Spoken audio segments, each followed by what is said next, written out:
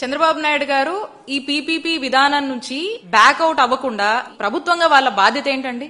ప్రజల ఇష్టాలకు అనుగుణంగా ప్రభుత్వం నడుచుకోవాలి. Then only it's friendly government కదా, ప్రజల కోసమే కదా ప్రభుత్వం.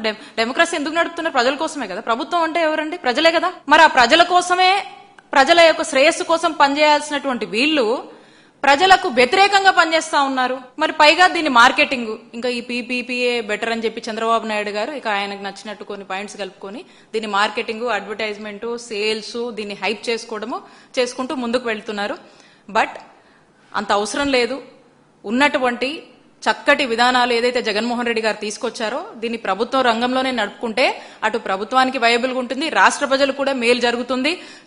రాష్ట్రంలో ఉన్నటువంటి పేద మధ్యతరగతి ప్రజలందరూ కూడా ఉచిత వైద్య సేవలు, అలాగే డాక్టర్ చదువులు చదవాలనుకున్నటువంటి రాష్ట్రంలో ఉన్నటువంటి పేద మధ్యతరగతి కుటుంబాలకు, రాష్ట్ర ప్రజలందరికీ కూడా చక్కటి డాక్టర్ చదువులు చదివి డాక్టర్లు అయ్యే అవకాశము జగన్మోహన్ రెడ్డి గారు కల్పించారు. కానీ చంద్రబాబు నాయుడు గారికి మాత్రము ఈ అన్నిట్లో ఇక ఆయన కిక్ బ్యాక్స్ కావాలి కాబట్టి దీన్ని మార్కెట్ చేసి, ప్రైవేటైజేషన్ చేసి ఎవరో కార్పొరేట్ వ్యక్తులకి అప్పజెప్పేటువంటి ప్రయత్నంలో భాగంగా వెళ్తున్నారు. ఇది తప్పు. దానికే వైఎస్ఆర్ కాంగ్రెస్ పార్టీ పెద్ద ఎత్తున ప్రజా ఉద్యమం చేపడుతుంది. మా ప్రొటెస్ట్ తెలియజేస్తా ఉంది. ఇంకా కూడా వి కంటిన్యూ టు ప్రొటెస్ట్.